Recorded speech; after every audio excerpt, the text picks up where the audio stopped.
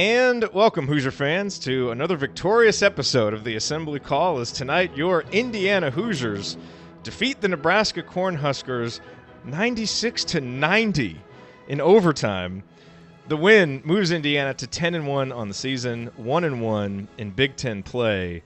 And, you know, sometimes in basketball, it's good to just have the best player on the court, because I think when you kind of sum up how Indiana won this game, it's because Trayce Jackson-Davis was phenomenal in the second half, in overtime, because when you just look at the way that these two teams played and the expectations coming in, Nebraska, a sub-150 team coming in, just really, really struggling in the first year under Fred Hoiberg, playing at Assembly Hall, you know, against an Indiana team that had played pretty well at home. Hoosiers favored by 17, and what happens is after a good start by Indiana, you know, Nebraska really took control of the game for large parts of it. And, you know, in many ways, you can look at it and say that Nebraska outcoached and outplayed Indiana today. But the Hoosiers were able to hang on. They were able to avoid disaster. Obviously, lots of things coming out of this game that are concerning, and we're going to talk about them all. But at the end of the day, bottom line, the Hoosiers got to win, found a way to get that. And so that obviously is a positive. But, man, a lot of stuff to break down from this game. Because I think there are going to be some concerns coming out of it, and I think a lot of those are fair. I'm your host, Jared Morris. I'm here with Andy Bottoms. We're going to break it all down for you on this, you know, still kind of bewildered episode here of the Assembly Call IU Postgame show. I believe when Andy logged in here, it's just, what was that? And that's what we're going to try and figure out here. But let's start the show how we start every show. That is with our banner moment. And for the banner moment, I'm going to overtime. It's 90-88. You know, Indiana had gone out to that 88-82 lead in overtime on the three by Rob Phinisee, but Nebraska came right back, knocked down 2 3-pointers. It's 90-88. Justin Smith grabbed an offensive rebound, and it's only fitting that the banner moment involves a rebound because Indiana dominated Nebraska on the glass. It's the reason they won this game. That offensive rebound was Indiana's 19th of the game. Indiana then gets it out, kind of works it around. The shot clock's running down. They get it into Trayce Jackson-Davis, and he uncorks a beautiful turnaround jumper from about 8 feet out.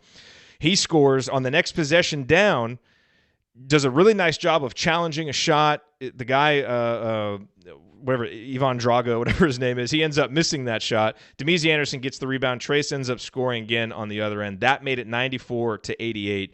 And, you know, look, Trayce Jackson-Davis absolutely carried Indiana in the second half of this game. He was not very good in the first half, sat on the bench some because of it, but he ended up finishing the game with 25 points, 15 rebounds, 3 block shots, and in the second half, he came out to dominate. And he did, and he and Justin Smith really played well together.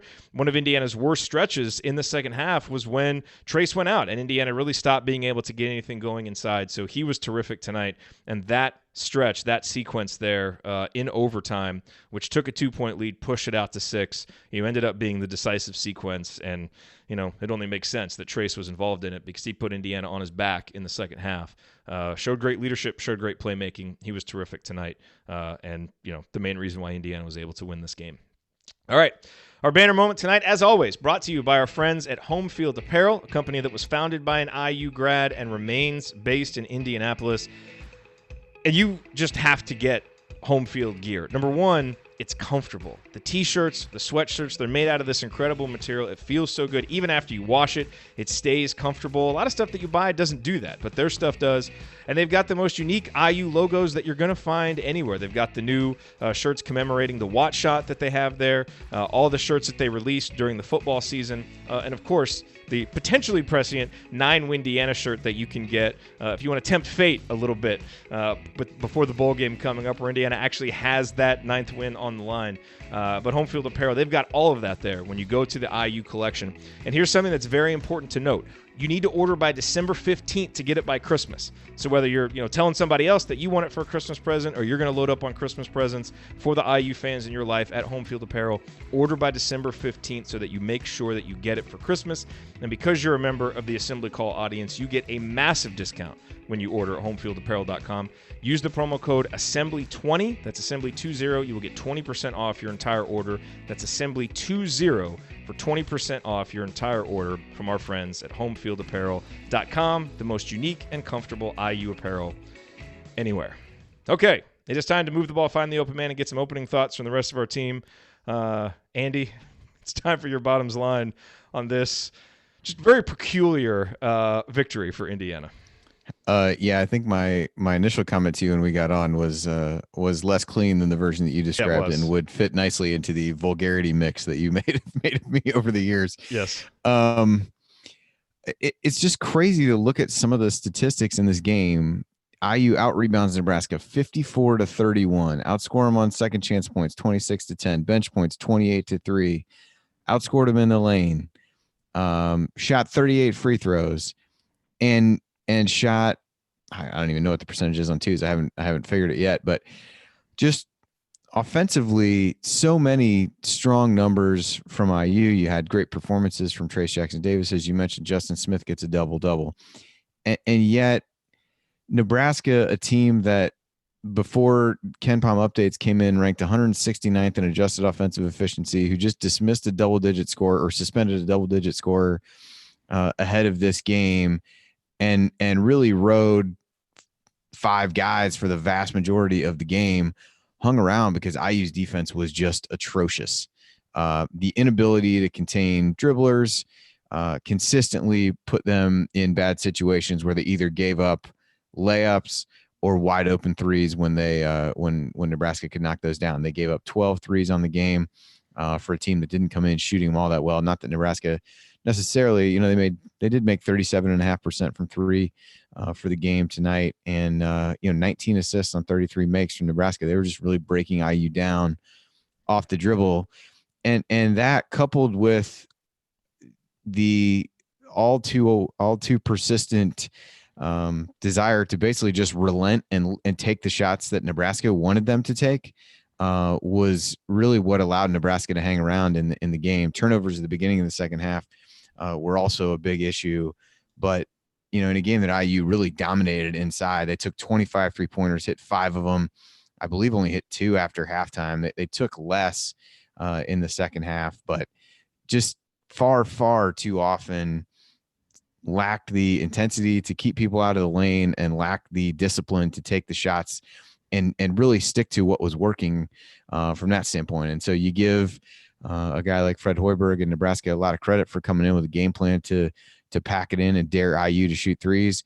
And you can just as well chastise IU for taking the bait and doing that and really coming out like a team that didn't play with a lot of fire outside of those first few minutes and did pick it up in overtime a bit, but just continued to make really poor decisions defensively from a shot selection perspective.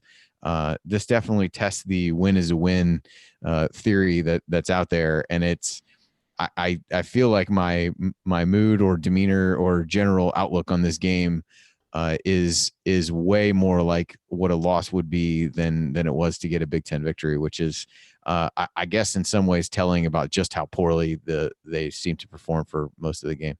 Yeah, I mean, look, a win is a win, and losing this game would have been an outright disaster. So, the announcers, at one point were talking about, hey, this is a great performance by Nebraska because this Indiana team is going to be an NCAA tournament team.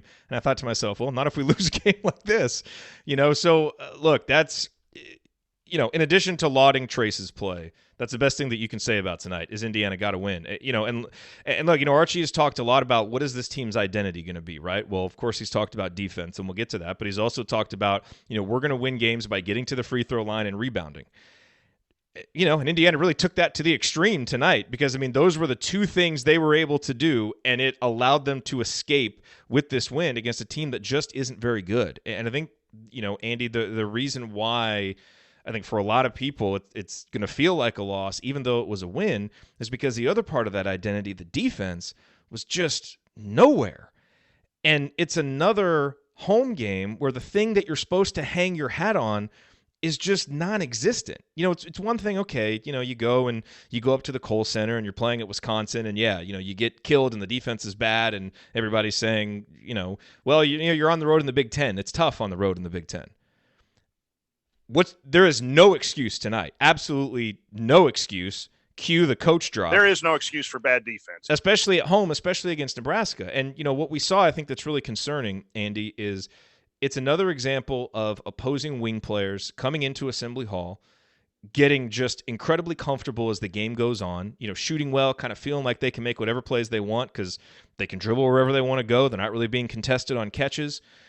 And, from just a strategic perspective, Nebraska spread Indiana out, and it's like Indiana didn't have any way to counter it defensively. They spread Indiana out. They were getting drives to the basket. They were getting open threes. And, not only did we not seem to have the same kind of want to that we have to have defensively, but it's almost like we didn't really have a strategic counter to it either. And it was a great game plan by Nebraska. I thought they had a great game plan offensively. They had a great game plan defensively. And Trayce just happened to be much better than anybody else on the court. And that's why we won. But that's why it feels like that. I think that's why people are going to exit this game concerned, and rightfully so. This stuff just shouldn't happen at home. It had so many shades of games from last year, I think, was what the worst part was. It just the complete it leaves you speechless because you watch some of the defensive intensity in these other stretches. It isn't, to me, an inability to do what the coaching staff wants them to do. But I talked on Assembly Call Radio last night about consistency, and really tonight, I thought even at the beginning when IU got out to a good start, they really still let Nebraska get the ball wherever they wanted. Nebraska just missed some shots in deep, and quite frankly, there was a stretch late in the first half when Nebraska had made a comeback and they settled for threes on 3 or 4 possessions in a row without really trying to attack IU off the dribble, which the way that IU was containing dribblers was an absolutely huge mistake. And that really, given how they performed the rest of the game when they were able to drive and attack, could have put IU in a hole at halftime and really bailed IU out in the same way that IU consistently bailed Nebraska's defense out by jacking threes instead of trying to follow its game plan. But it really started for me with the defense at the point of attack tended to not be very good. I think that the point guard for Nebraska ended up with 10 assists. He had a good game. And yeah, a couple of the threes that he threw in at the end of the shot clock were contested shots and ones that weren't great. But a lot of the other ones were guys being late on closeouts, not having their hand up. The last couple that I'm not even going to attempt to say his last name. Justin Smith comes out, but he doesn't really have his hand up, and they let him really get comfortable. They let him drive by him and get to the basket. It felt like whenever they wanted, it was really poor. And I think we've seen bits and pieces of that in terms of that game plan of really spreading this team out. And it points you back to some of the lineup questions because they really, Trayce played the 5 quite a bit down the stretch, but he was taken advantage of a bit on the outside, trying to guard smaller players. He really struggled in that regard. They got him in a couple switches at times, and he struggled to contain those guys. So it really depended upon how your opponent's going to play, and that's how Nebraska wasn't playing that way because it was IU. That's just their roster makeup at this point. But it really makes you worry about playing some of these teams that have solid wing players and being able to keep guys in front of them, because Nebraska could get the ball into the lane whenever they wanted to off the dribble. And it almost doesn't matter the other things you're doing defensively. Certainly the pack line, we talk about how important that pressure on the ball is and really trying to force them where you want them to go. That just didn't happen, and everything else broke down from there. And yeah, Nebraska didn't come in shooting a great 3-point percentage, but to your point, they really allowed them to be comfortable from the get-go. Like I said, even when IU got out to a big lead, it wasn't necessarily great defense. IU played well on the offensive end and got some transition opportunities before they were set up, but it wasn't like they were really locking them out defensively. As I recall, Nebraska missed a few shots right by the basket at the beginning of the game and missed some of those throughout the game, quite frankly. Yeah. And look, you can look at this and you can say Indiana shot terribly, 5 of 25 from outside, and that's true, and that's probably going to be one of our worst, shooting performances. I think we have better shooters than what we showed tonight, and Nebraska, shot much better than they have, 12 of 32. And so you can say, and Indiana was still able to win, and they kind of, grinded out the win, and that's fine, but it's just, again, it comes down to process, and it comes down to, if this is a game for a Tom Crean team, you're saying, all right, we won this game and we outscored them and that's what we want to do. But I keep coming back to our identity is supposed to be defense. And I feel like the defense is the thing I'm the most worried about going into every game. Are we going to have the defense tonight? Are we not going to have the defense tonight? Like we had it against Florida State. We played pretty good defense. Against UConn, we were pretty locked in. We played pretty good defense. When are we going to see that consistently at home, especially? And I don't mean to keep harping on that, but it is so important that you establish an identity at home and protect your home court. And they did. Indiana won, but you felt like watching this that they would have lost to the 12. If any of the other 12 Big Ten teams had been out there, that they would have lost this game. And so when is that going to turn around? When does that become consistent? When does that become something that we can count on? Because that's what this Archie Miller program is supposed to be built on. And Nebraska basically had, the perfect game plan to exploit the known weaknesses of the pack line defense, but we also just didn't bring it, didn't have the communication, didn't have the cohesion, didn't have the want to, especially on the perimeter where it kind of felt like we were just in defensive rotation the entire night. And no one was able to step up and put a stop to that. Devontae Green was really bad defensively, and he didn't play. I don't know if he got hurt, if he just got benched, but he didn't play much. I feel like Zach Osterman tweeted something out about somebody did. I think it was Zach, about him seeming injured when he went out, but he did not play well defensively at all. It looked like no, he was terrible defensively. And so I don't.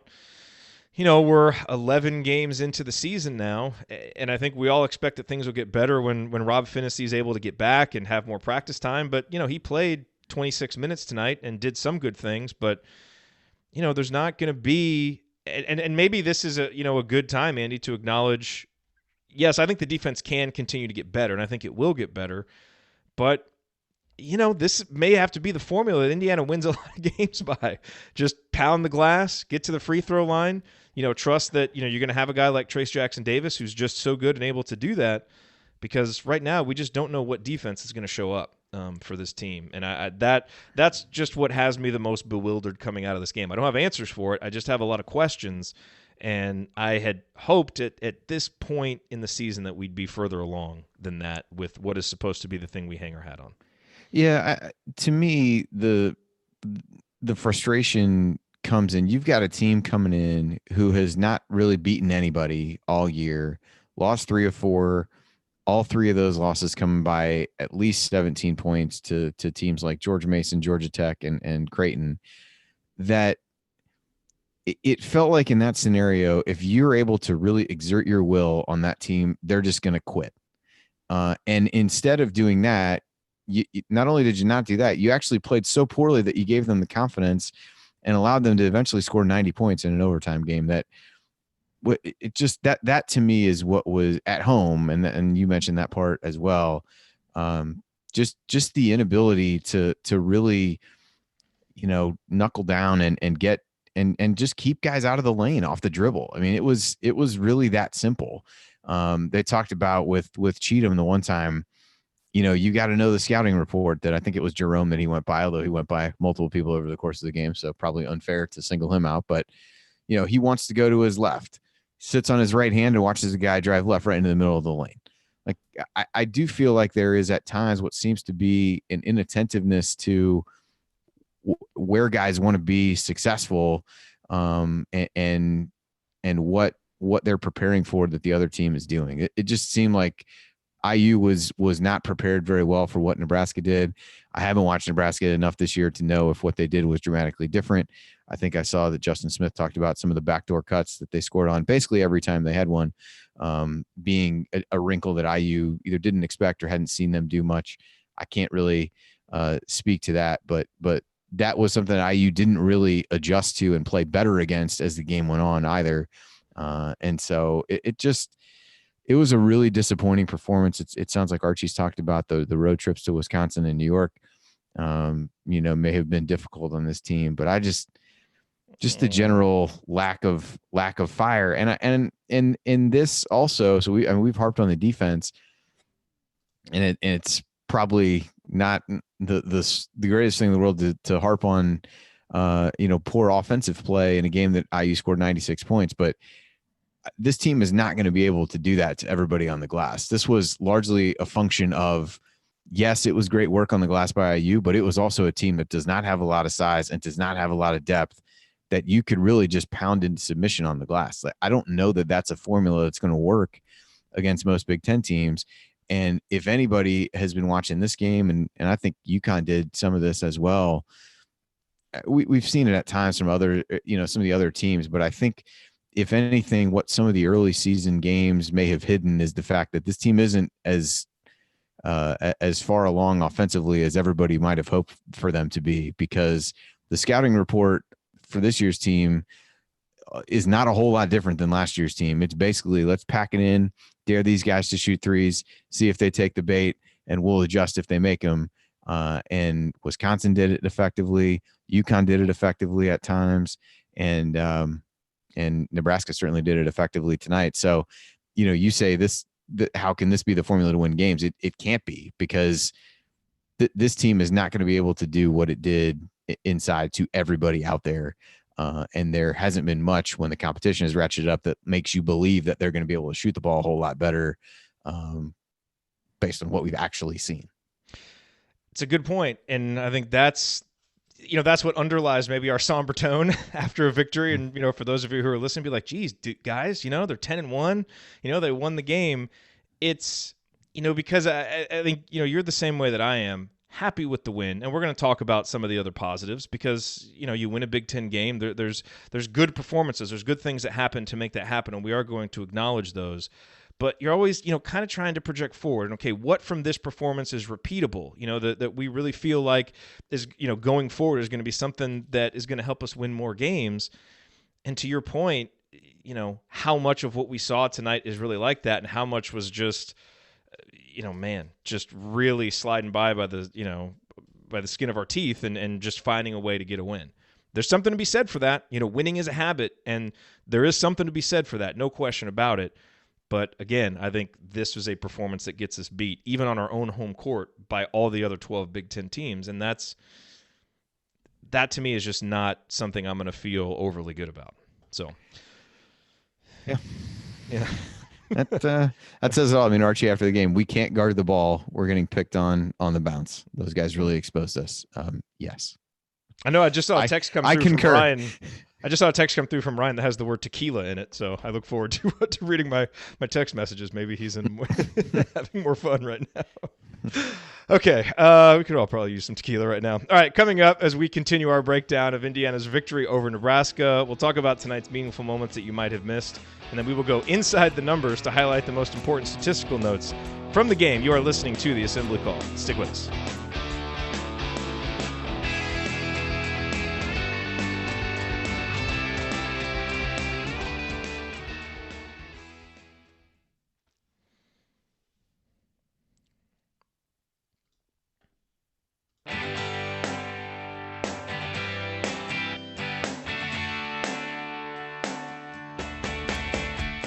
Hi, this is James Blackman Jr.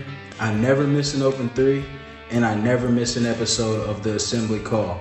Join Jerod, Andy, Ryan, and Coach after every IU basketball game. Go Hoosiers. Thank you, James. You are listening to the Assembly Call IU postgame show. I'm Jared Morris here with Andy Bottoms. We are breaking down Indiana's 96-90 overtime victory over Nebraska. Boy, that conversation from last night about whether Indiana would cover the 17-point spread seems quaint, doesn't it, Andy?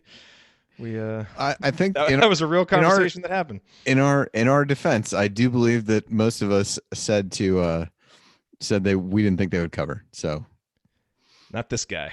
The one game that I haven't felt good about some of the other games we've won. I felt good about this one.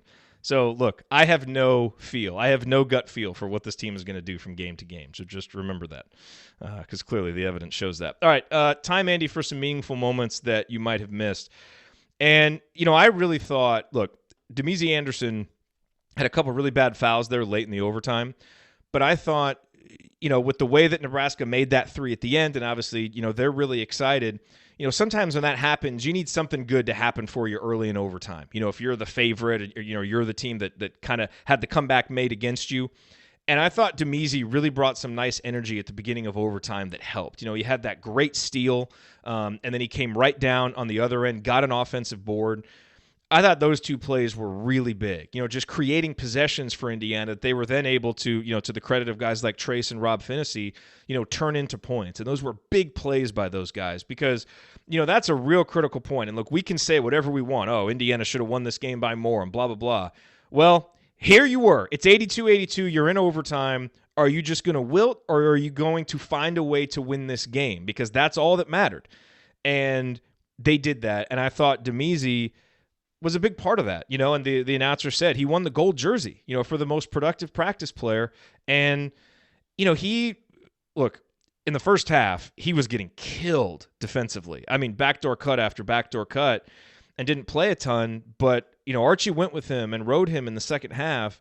And I think he repaid him. I mean, he obviously didn't make any of his 3-pointers. Was 0 for 4 from the field.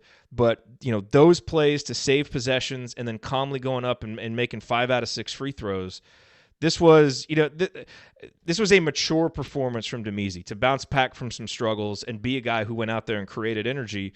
It's nice to see that the guy played well in practice. Archie rewarded him with minutes down the stretch, and he was a big part of the reason why Indiana won.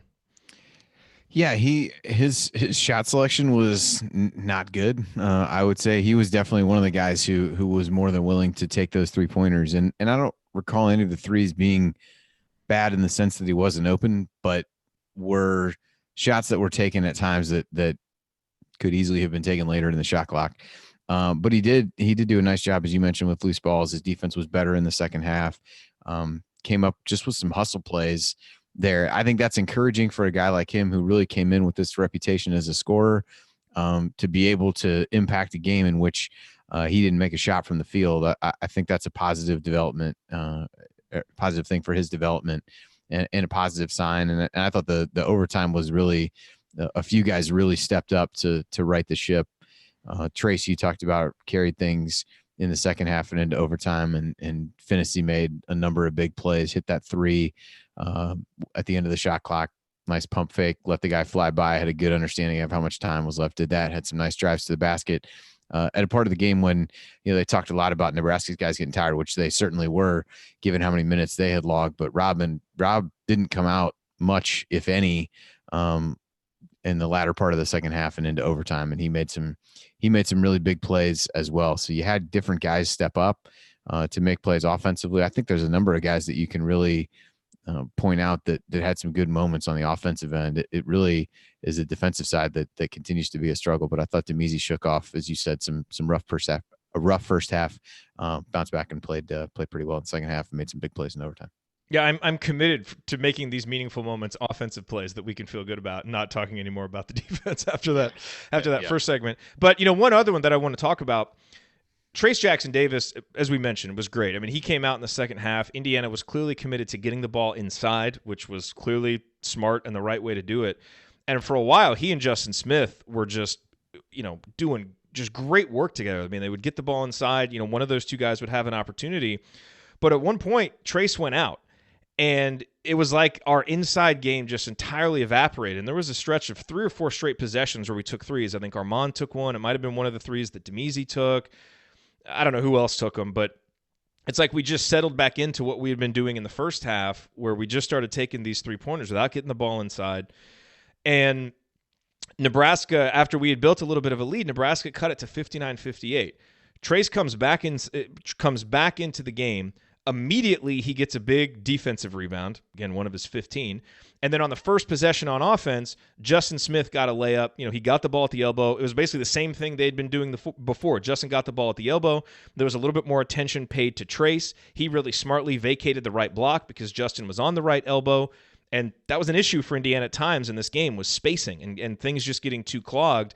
I thought it was really smart by Trayce to get out of the way. Justin drives in. He scores. That made it 61-58. Nebraska would eventually get it to 62-60. And then Trayce scored again on an and one, made it 65-60. And, I really thought at that time, okay, here we go. We got this 5-point lead. It kind of felt like now we got the game back in control. And, and it was Trayce who did it. And Justin, too. Credit to Justin. He had 16 points, 10 rebounds. He was really productive offensively, and on the glass tonight. A lot of the same struggles that some of the other guys had defensively. But those two guys, from an offensive standpoint, when so much was going wrong, it really felt at times like they just willed their way to points. And smartly too. I mean, it was smart to get the ball into them when they could, but those two guys really played well together and seemed to be developing a chemistry more so than Joey or Duran seemed to have with whatever other big is out there. Justin and Trayce really seem to have kind of found something where they have a good understanding of what the other guy is going to do. They're not getting in each other's way, and helping to create space for those guys. So that I thought that was a really big stretch because Nebraska was about to take the lead back, and they kind of those two guys came back, or Trayce came back in and kind of slammed the door on them.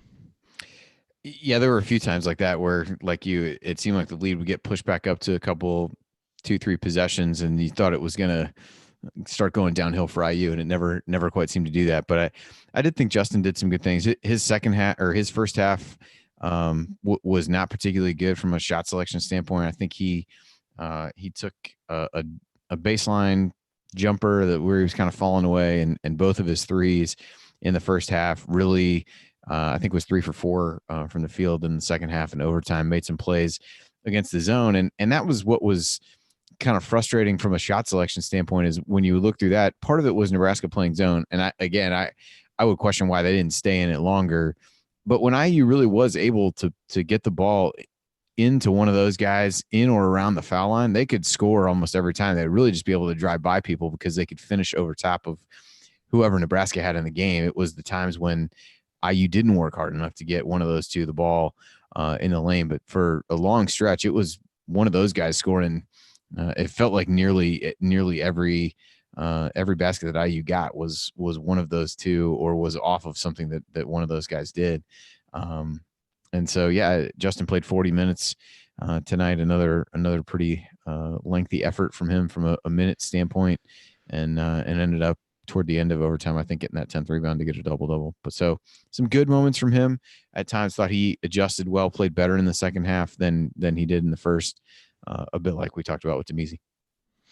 One other meaningful moment, I don't know if you caught it, but did you see when it was 82-79 with about 10 seconds left, and they caught Archie over on the sidelines looking over at the bench, basically asking, are we going to foul? Are we going to foul? And on the one hand, isn't that probably a decision that going into the game? I will say this: if you haven't listened, there's a great episode of the Solving Basketball podcast with Jordan Sperber where they kind of go over the data behind some of this stuff. And they're actually, I think, if I recall correctly, fouling up 3 actually ended up being slightly better from a statistical standpoint. But really what they settled on was just, the most important thing is to know what you're going to do and be able to execute it properly. So that was just kind of an interesting moment to me. Did make me feel great to think that they were making that decision right there in the moment, but maybe there's some context and it's based on who's out there on the floor, yada, yada. I'm going to, on stuff like that. We're not coaches and it's a hard job, and who knows what the context is for that. I just know viscerally when I saw that, it didn't make me feel great, and obviously it didn't end up working out very well, and they drew up a great play, and, Armand, was kind of asleep a little bit, got screened, and they ended up getting that. Hopefully that's something that we have a little bit of a better plan for next time. But. Yeah, Archie seems like he mentioned it in the postgame talking about it. Yeah, I couldn't quite tell from when he was doing that if he was saying that they were going to foul or, to your point, asking the question. It became clear as you watched the play that it looked to me like he was asking. It looked well. It became clear because they at no point attempted to. So I'm left to assume that that's the case. And yeah, I listened to that same episode of Solving Basketball that you talked about, and that was the big takeaway, was that if you haven't practiced it, you're putting yourself in a really difficult spot to know. And so I guess my answer to any of that would be, if you're asking yourself that within the heat of the moment in the game, the answer is no, you should not do it. Right. Even though that ended up burning IU tonight, at least to get to overtime. But yeah, I think you had a lot of younger guys out there at that point. I think you run the risk that, hell, you just fouled somebody on a 3 a minute before that. So yeah, it didn't seem like, I don't know philosophically whether that's something he's ever really talked about. And I don't remember other games for IU where that's been the case, and seen what they, and recall what they did. But yeah, I would say based on tonight, it didn't seem like something they had practiced or was a kind of tenet of how they want to play toward the end of the game. Sounds like Devontae Green, from some of the post-game stuff, may have an Achilles issue that he's dealing with. Can you tell, was he dealing with it coming into the game? Does that explain maybe some of the struggles that he had, or was that something that, and he aggravated it, or something that he suffered in this game? It wasn't, none of the quotes that I saw around it alluded to whether it was an injury he had during the game. And I will withhold snarky comments on whether it looked like he was dealing with it during the first part of the game.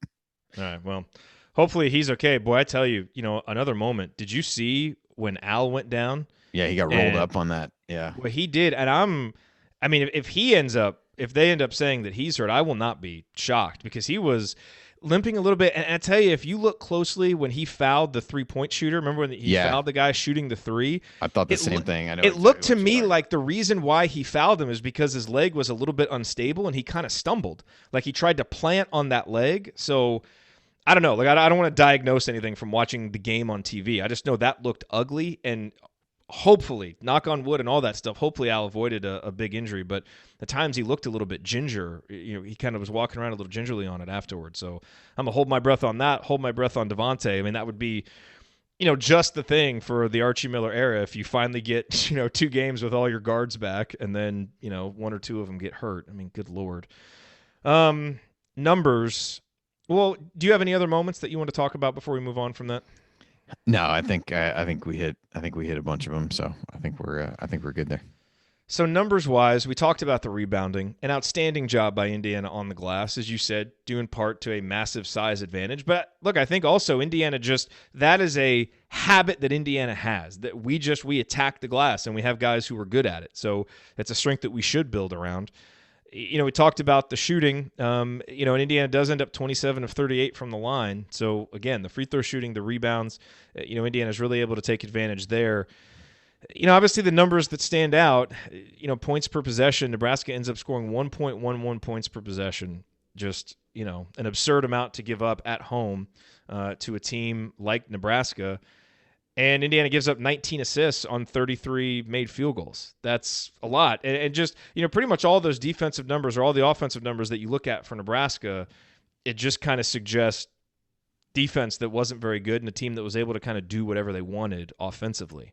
Are there any other numbers that we haven't talked about? Well, I'll tell you the other one is 42 points in the paint for Nebraska, which is just a crazy amount. So, I mean, they were able to score outside. They were able to score inside. Indiana did outscore them 52-42, but I certainly wouldn't have expected them to get that many points in the paint coming into this game. Well, especially you're giving up that many points in the paint to a team that starts one guy over 6'5", so you've got that. And really those points were not scored on post-up situations, short of a couple. He made a couple jump hooks, but generally speaking, it was just straight line drives to the basket, an occasional dish to their big guy for an easy one as well.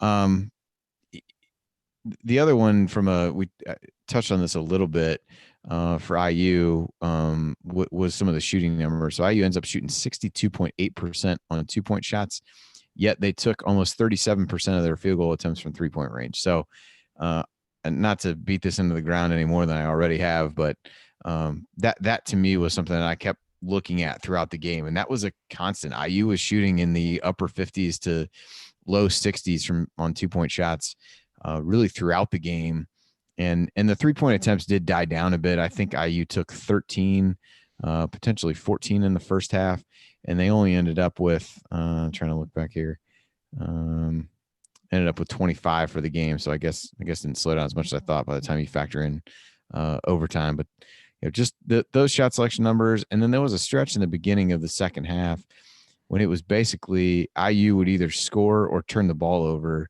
That lasted for 14 possessions, I believe. They either scored or turned the ball over on every one of the first 14 possessions. Jeez. I think there were 6 turnovers in that span as I kind of look down here. So that again was another case. You kind of felt like coming out of the locker room. We had talked about that a lot. I think you even touched on the halftime report. The part that I saw was that there'd been times where the team had been lackluster in the first half and really came out in the second half with a lot of fire and opened up some separation between them and the opponent. And it felt like that there was the potential for that tonight. It was you went in the locker room. I used leading. Maybe you weathered the storm as best you could. You took the best punch that Nebraska had, and you were going to come out and really take it to them. And from an offensive standpoint, you got two scores from Trayce right off the bat. IU scored the first 4 points of the second half. Then you give up a 3, turn the ball over twice, and then give up a layup. So, all the good work that you did over the first couple of possessions is gone, and really just were unable to create separation during that time, even though they were offensively really successful when they were able to actually get shots up. And by the same token, couldn't really string together enough defensive stops to make a difference either. That was another stretch that if you were going to really start to pull away, that was your opportunity. If you really came out, executed well on both ends to start the half again, you got a chance to get a team that came into this game with so little confidence, or at least you would assume came into the game with so little confidence, that you missed another chance to really put them away and let them hang around at the beginning of the half. Last number that I want to mention is 26, and that's the number of minutes that Rob Phinisee played tonight, which is clearly a good sign that he was able to do that. And I think more important than the number of minutes is the fact that he seemed to improve as the game went on. Think back to the beginning of the game, Andy, and you're right. The score might not quite have been indicative of how well Indiana was playing, but the Hoosiers really jumped out, to that big lead, 11-2. They had that quick 6-0 run. And then Archie went to the bench and put in the bench guys. I think Rob came in, Armand, Race, and Damezi to go along with Trayce. And we had been talking about, hey, let's play this small lineup. The small lineup was so good against Connecticut for that stretch. They got torched. I think I tweeted at one time, it looked like the guys coming off the bench were just sleepwalking. I mean, I couldn't believe how poorly they were playing, with Rob right at the top of the list. And I think that's kind of been a theme in the games that he has played. Outside of the Connecticut game, where I thought he came in and immediately made some plays and kind of settled things down, he has tended to struggle in his first few minutes on the court, which makes sense for a guy who hasn't really practiced that much. And, he did tonight what he has done in most games, which is, kind of struggle a little bit early, but once he got into the flow of the game, really got going and, attacked the basket fearlessly, ended up scoring 16 points, obviously had, those 5 huge points in overtime. Maybe he had more, but I know he had at least 5, made that 3, and then had that great coast-to-coast drive. And so for him to be able to play 26 minutes, 16 points, 4 assists, defensively, he's not quite back to being the guy that we know that he can be, although he's still by far our best perimeter defender. But, now you hope that he's able to take that, feel good, and now be able to practice for a full week. And, that's the thing. You come out of this, Indiana doesn't play again until next Saturday against Notre Dame. Hopefully that practice does a lot of good for them. Just being able to, get guys like Rob who haven't been able to practice a lot, get that time together, and look at some of these, issues, these recurring issues that they've had defensively and try to figure out ways to get them fixed. But, having Rob play the 4th most minutes on the team in an overtime game, I thought was a really good sign for Indiana. And maybe he did that partly because Devontae couldn't go back in, but either way, he played the minutes. He got better as the game went on. We know how important he is, so that was a good sign. Yeah, there was a component of Al fouled out at one point. You got Devontae hurt, and Armand was struggling a bit as well. So I don't know that there were a whole lot of other places to turn, but he did score. He scored 7 in overtime and 11 of IU's last 20 by my count here. So I thought he, as you said, and I don't know how much of that is the injury. You've also got a guy who really is not all that used to coming off the bench at all, and I don't know if that leads to the things tighten up on him is when he's coming in off the bench. And but I thought the same thing that you did. The more he played, the more comfortable he really looked, even though he clearly looked gassed at the end. I think he was in the background of somebody shooting free throws, and he was definitely, hands tugging on his shorts and pretty worn out for a guy who, Archie talked about after the Connecticut game, not having been able to play that many minutes and really played a lot of high usage minutes toward the end of this game. So a good sign for him getting back and into the rotation. And we've seen a couple things change with the starting lineup. It has to feel like if everything continues to progress well, another one will be coming to get him back in there as a starter. Yep. All right. Coming up on the assembly call in our final segment, we are going to hand out our game balls. Then we will hit any other lingering storylines. We need to talk a little bit about Armand, so we'll talk about him. And then we'll look ahead to what's next for Indiana with that Notre Dame game coming up on Saturday. Then it'll be time for last call. Stick with us in the assembly call.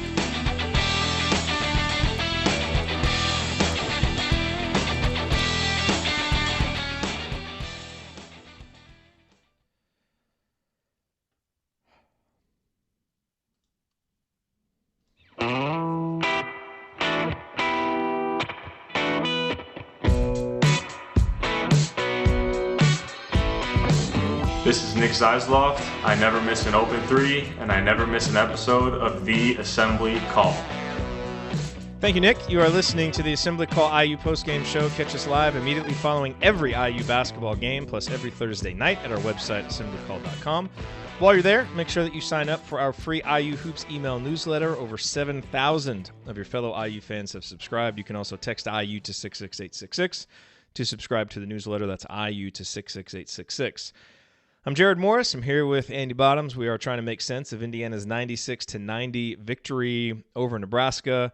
Indiana's KenPom ranking was 27th coming in. It has dropped to 31st.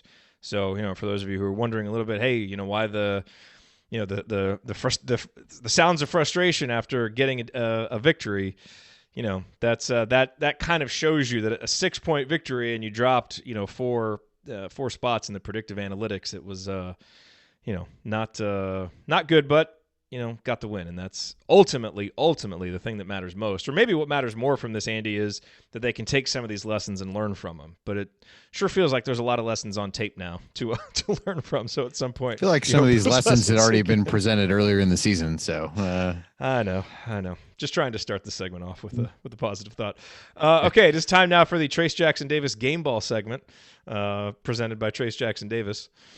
He currently leads with 5 game balls. Devontae has 2, Al has 1, Rob has 1, and then, of course, we had the one game where no one earned a game ball.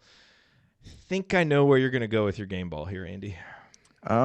Well, it's hard to turn from the guy who had 22 points and 10 rebounds over the second half in overtime. And really, as you said, kind of willed them to a victory, was a constant throughout the second half.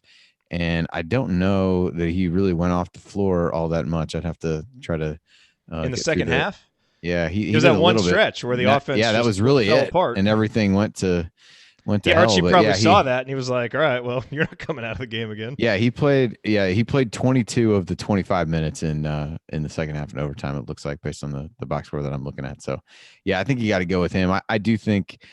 Justin made some big plays, and Rob would probably have been the second guy I would choose, just because he had so many timely plays there toward the end after the slow start, but really stepped up big when guard depth was at a minimum in overtime and hit some big shots. So those would be the 2 that rose to the top for me, or I guess the 3 if you include Justin. But Trayce feels like the clear choice. Yeah, I agree. Trayce is the obvious choice here. Second for me would be Rob, because of those big plays in overtime. Again, none of us wanted to be there, and it kind of felt like a nightmare.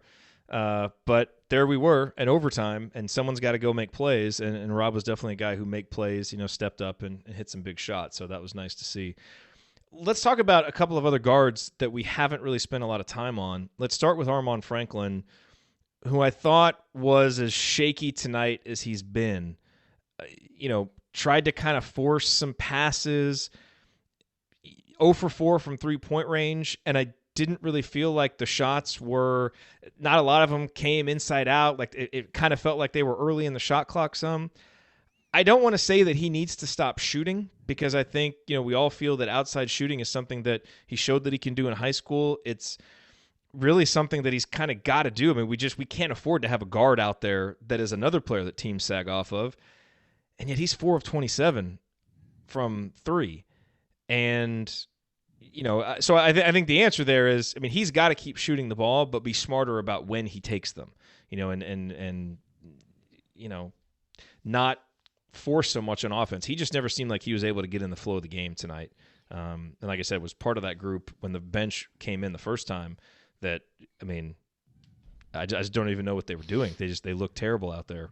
So not a good night for him, and hopefully it's something that he can bounce back from. And hopefully the law of averages kicks in at some point and some of these shots start to go down. Because now it kind of feels like he needs one to go down, and it's almost like he was trying to get that tonight, but it just ended up being poor shot selection that just didn't give us a chance on those possessions. Yeah, he had, on the positive side, he had 2 assists tonight. Both of them were really nice. I think the first was off a pick and roll. And really slid one in for an easy basket. And I think the second one, I don't know if it was off a pick and roll, but it was a nice entry that he had there. Now there were a couple other passes that were shakier than that. And to your point, I thought the 3-pointers were ones that, again, could have been had at any point during the possession and showed a struggle to really stick to what IU was trying to do and what was working for IU. It doesn't even, to a certain extent, it doesn't even matter that was clearly the game plan, but just being able to see that it was working and yet settle for threes early in the possession. I feel like he did that maybe on all four. And that was kind of the struggle for me, was the shot selection piece of it for him. Just being one of the guys, he was not alone, but one of the guys that was really willing to take the shots that Nebraska wanted them to take. Al Durham, I thought, going back to the first half, was when I thought he really played his best basketball. And I thought after the really strong start and then Indiana gave up that lead to Nebraska, the offense really struggled. And that's kind of where that stretch was, where it's like, okay, we're taking all these threes early. We're not getting the ball inside. I thought Al was the one guy that really had a mentality of, all right, maybe I have a decent look now, but I'm going to be aggressive and get the ball inside and try and get a great look. And he had a couple of plays where he, got inside and hit a floater, got fouled, got to the free throw line. And I really appreciated that mentality from him, and it kind of it felt like a much better matchup for him than some of the previous games. And, he ends up getting 14 points, 3 boards, 3 assists. I think struggled to get involved as much in the second half as he did in the first half. But I did think that stretch from him in the first half was pretty important just to keep the offense afloat when essentially nothing else was working except Al being aggressive and willing his way to points when everybody else was just settling. Yeah, I would agree with what you said about him really being more aggressive. Even the three-pointer that he made in the second half, he really hesitated on to take. He was just that open that he had to take it. And it's a big shot. And he knocked it down. It was a big shot at that point in the game. But even then, this isn't a negative thing by any means, but even then he was, kind of making sure that that's what he wanted to do. But yeah, he ran out of steam a little bit in the second half, just struggled to really create shots in that way. I think he ended up 1 for 5 in the second half in overtime. So didn't really get into a rhythm that he'd been in earlier in the game. Did step up and knock down a couple big free throws after that play that we talked about earlier where he got rolled up on. And you kind of worried about what that might be for his knee. And I saw the same thing you did on that play where he fouled the guy on the 3-pointer that just seemed like he was unstable on his feet as much as anything. So be interested to see what comes from that. I thought a really good performance from him. And I in the first half, and it's again, it feels like a microcosm of the team, just the struggle to get consistency from player to player, from half to half, from minute to minute, from any of it really. It just feels like a big struggle for this team. That there are Trayce, I think you have gotten to the point where you know what you're going to get from him on any given night. And I feel like we talked about that before as we've gone through the beginning of the season of trying to figure out, like, that was one of the biggest things that was an issue with last year's team, is that you just didn't know what you could rely on. And I think to kind of bring this full circle to some of the defensive things, I think the identity of what this team wants to be was one of those that, can you establish that over this part of the season? And just hasn't really happened. And really outside of Trayce, I think you're struggling a lot of times to figure out who, from a player to player standpoint, that you're going to really, really count on from one game to the next. A couple of things I just want to mention. These were, I guess, meaningful moments that, just were not good, and just little things like this that cropped up throughout. Let's not add that as a recurring segment to the show. Meaningful moments that weren't so good. Well, it's for games like this, I feel like it's warranted. But at the end of the game, I think maybe it was 78. I don't know. We were up by like 2 or 3 toward the end. I think it was the second to last possession of regulation, and Mac, their guard Mac, had the ball out on the perimeter. And they, ran a pick and roll with Trayce Jackson-Davis' man, and Trayce and Rob switched. And then, Trayce got taken to the hole because, he tried his best, but he's not going to be able to guard a guy out there. And I just thought Indiana's inability to communicate that better, or have a better plan for what to do there. I mean, to me, Rob's got to fight through that screen. And that has to be something that you see coming. You can't just switch and then allow Trayce to just get taken to the basket. That was just, essentially giving up a possession. And then late in the game, well, just to before you go to the next one, I think what also happened on that play was, so then Nebraska's big guy takes Rob into the post, and Rob was late to get over. He really clung to the to the big man on the opposite side of the lane and wasn't able to really get over. And again, kind of knowing that's not necessarily a scenario that Trayce is going to be able to be effective defensively in. You've actually got to be over there almost a step earlier than you normally would because you can see what's going to happen there. So before you wanted to get that in before you go to the next one. Yeah, I mean, those just seem like basic things. Certainly correctable. That seems like something that's correctable. And so that's the hope that I take from this game is that you see some of that stuff, and it's like, okay, this is a team that spread us out. Now here's how we're going to handle that stuff moving forward because they just didn't handle it very well. And the last thing I'm going to say, love Damezi. We talked about the energy that he brings, all the positives that he brings to the table. If you were to rank our players in terms of their passing from 1 to 11, Damezi might be toward the bottom. Why on earth is he inbounding the ball against full court pressure in a close game? And he had that pass that just went right out of bounds. Yeah, it's a bad pass by him, and he needs to be better. He's a college basketball player. But I think as a coach, I don't know how you allow that, knowing the strengths and weaknesses of your players. And those are little things, but I think you put players in position to succeed. And that seems to me you're taking a guy and trying to match his weakness against, the pressure of this moment. I was kind of flabbergasted by that. Yeah, that was not good at all. My daughter is one of the designated inbounders for her 7th grade team. And I was like, don't ever do that in the game. I was like, she's like, why would you even throw that? I was like, I don't know. I do not know. Yeah.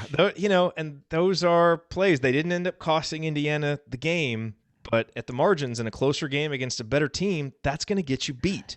So again, that's why we're frustrated coming out of this because that's kind of obvious stuff. And I bet Archie would, agree with that more than anybody. He seems as frustrated as anybody with it. Now it's just a matter of, can we fix it? So, anyway, yes, to the point that Brian makes, Damezi was definitely a net positive. I don't mean to pick on him with that. I don't think he should have been in that position personally. So moving forward, we got a nice long break now, Andy. We got a full weekend, a full Saturday and Sunday to enjoy without the pressure of an IU basketball game. We've got all next week. Indiana doesn't play again until Saturday, which I think is great for this team. I mean, the break seems like it came at just the right time. If Devontae has, something that he needs to heal up, obviously get Rob out there on the practice court. We obviously don't need to spend a whole lot of time on Notre Dame because we'll have time to talk about them AC Radio on Thursday, and we'll do Banner Monday on Monday. But do you want to give us just like the real quick, like what's Notre Dame been up to and how, what kind of challenge is that going to be on Saturday? And really just what kind of win could it potentially be given that it's on a neutral court, given where Notre Dame is? Yeah, they've been disappointing. I would say, from my perspective, coming into the year, they were a team that I thought could be a tournament team, and haven't really played like it. They don't, losing at North Carolina in the season opener and losing at Maryland, although they got run off the court at Maryland, those aren't necessarily bad losses. Losing at home to Boston College, however, is bad. They needed overtime to beat Toledo at home, and then outside of that, they haven't beaten anybody inside the top 200 on KenPom. So a little bit hard to gauge them. I think the Boston College loss at home is potentially the most damning of the ones on their ledger. They are currently ranked first in defensive free throw rate, and IU remains first in getting there offensively. So that'll be a strength on strength that you'll want to look at. But really, their defense from an efficiency standpoint has been better than their offense so far, which is not really what you would expect from a Mike Bray coach team, but they haven't shot it particularly well from either 2-point or 3-point range. And so those are really the biggest ones. They do have a really high assist rate as a team. So again, something to watch. You're going to have to be able to keep guys out of the lane as they really struggled with tonight with a couple of the guards that Notre Dame has in Prentice Hub and TJ Gibbs. So it is a game that seems, I don't know, it's hard to say anything feels more winnable after watching IU's performance tonight, but if you had looked at it at the beginning of the season, it feels more winnable than it did then. But so from a, top, is it going to be a top tier win when you would look at it later in the season come Selection Sunday, that seems unlikely at this point, but the scale for quad 1 and quad 2 wins gets relaxed a little bit as you get into neutral court games. So it would be helpful, again, showing you can win away from home. And it's another potential non-conference win IU's yet to lose in the non-conference. So it would be good to keep that streak going and be able to pick up another win away from home. So it'll be interesting. Notre Dame's always like I said, typically a really good offensive team, really efficient on that, and haven't been that so far this season. But given IU's defensive challenges in tonight's game and then in some of these other recent matchups, it's reason to be worried no matter how poorly they seem to have shot so far. Yeah, I mean, stylistically, it seems like, on the one hand, it's a little terrifying given what we saw tonight. But on the other hand, it'll be interesting to see how Indiana bounces back defensively because, Notre Dame takes a lot of threes. Indiana gives up a lot of three-point attempts, and they're going to kind of spread Indiana out. They don't turn the ball over a lot. And so, it's definitely the type of team that can give Indiana some trouble if they don't shore up some of the issues that we saw defensively. So that's going to be interesting, and it'll be a good test for how much improvement this Indiana team was able to make over the next week. Alrighty. You've been listening to the Assembly Call IU postgame show. Remember that you get 20% off at homefieldapparel.com, the most comfortable and most unique IU apparel anywhere. Use the promo code assembly20 to get 20% off, and make sure that you place your order by December 15th so that it arrives by Christmas. It's December 15th, and again, the promo code assembly20 for 20% off your entire order. All right, Andy. It is time for last call. Let's wrap this up. What do you got? Well, among the many causes for concern I think you could have after this, the other one that really, as you put it in kind of the context of the season, is this team has not responded well after its two biggest wins of the season, which would have been the Florida State game at home, follow that up by going to Wisconsin and just getting throttled, and then finding a way to grind one out against UConn on Tuesday, and then coming back with a performance like what you saw tonight. So I think that is concerning. The defensive performance, as we talked about, is concerning. It's just, can this team be consistent enough? Can they deal with success when they have it well enough to really string together solid wins and get to a point where there's a baseline of what you can expect and what you will see from them on a night in and night out basis. And they're not there right now. I do think the break, we talked about that a little bit on Assembly Call Radio as well. This team's got one game over the next 15 days, I want to say 14 days. I think that's a positive thing for these guys. At this point, there is a lot to work on. So the timing of having that is potentially good if they're able to use the time and really get some of these things corrected, ensure that guys get healthy and be able to play from there. But this was a really disappointing performance on a number of levels. Just to the way they came out outside of that opening stretch that you mentioned, where they really got off to a good lead, felt like they might be able to put the hammer down on Nebraska pretty quickly. Just were never really able to create enough separation. And even when they got it by 8, I think it was toward the end of regulation, just seemed to find ways to give a guy an open three, give up an easy basket off a turnover that really never allowed them to push the lead out and exert their will on what, by all accounts, both coming into the season and based on what you've seen so far in the season, is one of the worst teams in the league. So I think there's a little bit of playing to the level of the competition, because two of the best games this team has played has probably been Florida State's certainly the best team that they've played. There's an argument to be made that UConn is the second best over Wisconsin. So they've stepped up in some of those scenarios, but like I said, have not really followed those up with good performances. So a week to work on a lot of things defensively before the Notre Dame game. But this was a game that, if you want to get worried and say the Wisconsin game was not an aberration, and you like I said, there were shades of last year's team in what we saw tonight. And I think that is reason for people to get their guard up and to be a bit concerned.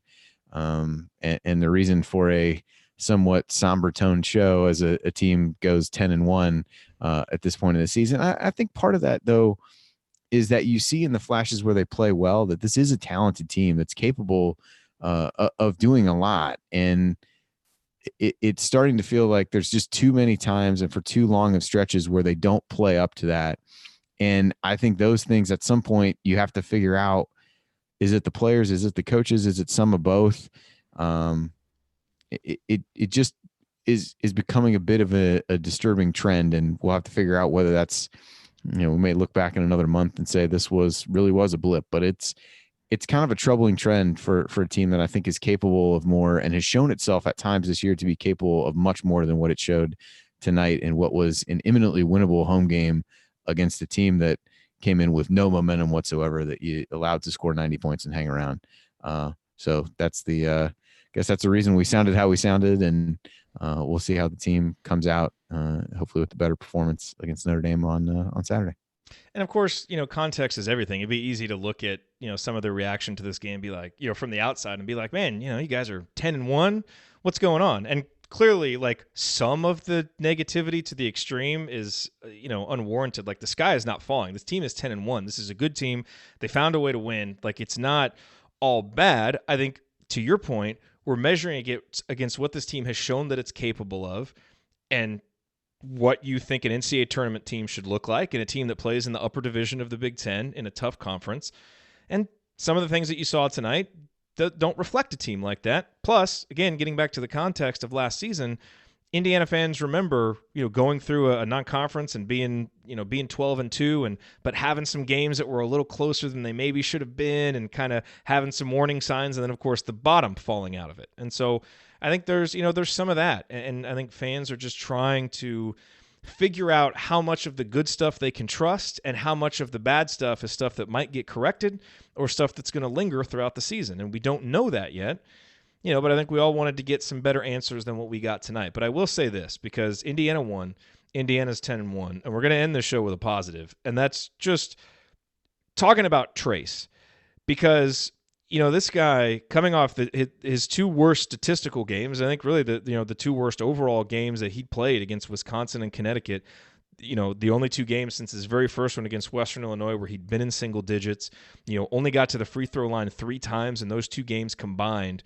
And after a really poor first half tonight, bounces back to put this team on his shoulders. He is just a remarkable player, a remarkable athlete, a really good competitor. If you look at his KenPom profile, he is in the top 100 nationally in offensive rating, effective field goal percentage, true shooting percentage, offensive rebounding percentage, block percentage, fouls drawn per 40 minutes, free throw rate. And he's, 129th in 2-point percentage, 113th in defensive rebounding percentage. The numbers he's putting up, the efficiency numbers and the counting stats, are incredible. And I'll tell you one number, Andy, that we don't talk about a lot, but that is really impressive, is fouls committed per 40 minutes, 2.7. He's never in foul trouble for a big man. And that, to me, is the most impressive thing about him, is that maturity and the readiness for the moments that he's been thrust into as a freshman. He's been so much better than I thought he was going to be. And tonight, he literally had to put this Indiana team on his shoulders with, of course, assists from Justin Smith and from Rob Phinisee and from Damezi Anderson. But he carried this team across the finish line. And this was a game that could have very easily become a disaster for Indiana and become just an ugly L that would have hung on their NCAA tournament resume and schedule like an albatross. But Indiana won. We can exhale. We can move on. And so much of it is because we have one of the best freshmen in the country and one of the best freshman big men that we've seen at Indiana, a school that has had a lot of good freshman big men. And this guy is playing as good as any of them, as efficient as any of them, as mature as any of them. So great night tonight from Trayce Jackson-Davis. And if you want a positive to go to sleep on, sure seems like we're in pretty good hands with that young man. So it's going to be a lot of fun to watch him for as long as he is a Hoosier. All right, that will do it for us on this edition of the Assembly Call IU Postgame Show. If you want to see us do the show live and be part of the live chat, make sure that you subscribe to our YouTube channel, youtube.com/assemblycall, and don't forget to go to assemblycall.com or text IU to 66866 to join our free email newsletter. Special thanks to longtime listener Bob Thompson, who produces a lot of the music that you hear on the show. And thank you for listening. We'll be back to talk with you on Monday for Banner Monday, and then Assembly Call Radio next Thursday. Until then, take it from me, Robert Johnson. Keep your elbows in and your eyes on the rim. And go Hoosiers. Thank everybody for coming out. All right, I got to get out of here, folks. Thank you. There is no excuse for bad defense. Fitting final drop. That was a fitting end to this one, that's for sure. Oh man. Oh well. Yeah, what are you gonna do? I know. We won. I know. I feel better about it after talking about it, but there's some concerns, man. Some major concerns defensively. Yeah, you just spin that forward to some of the other guards in the league, and if you're not able to keep some of these guys out of the lane or be in position to help against a team that really was struggling, it makes you a little concerned. But man, I laughed so hard today when my daughter was like, "Daddy, is Andy Bottoms a real person?" Was anything happening? I don't know where that. I mean, I think. Were you discussing anything with the show? You wouldn't have been listening to it because you're on it, so I would assume that was no. But like, it's been discussed over like the last few days, and so sometimes she'll just like randomly. I don't know why she picked you instead of Ryan to ask if you're real, but you are real. Yep, you are here. Very true. Very true. That was funny. All right. Well, it's late. Let's go to bed. Maybe the break is the best for the fans out of everybody. Let's get a nice long break before we watch another game and come back with a fresh mindset. Yeah. Let's hope the Crossroads proves to be another good spot for IU as it has recently. Hopefully. All right, man. We'll see. So, all right, cool. Thanks everybody for staying up late with us after watching whatever it was that happened in the game. We just need to not schedule Nebraska at home anymore. Apparently, that is like that's hard to. I feel like it's hard to do. Although we managed to do it in football for quite some time. So, yeah. Who knows? Oh well. All right. Thanks. Good night, everybody.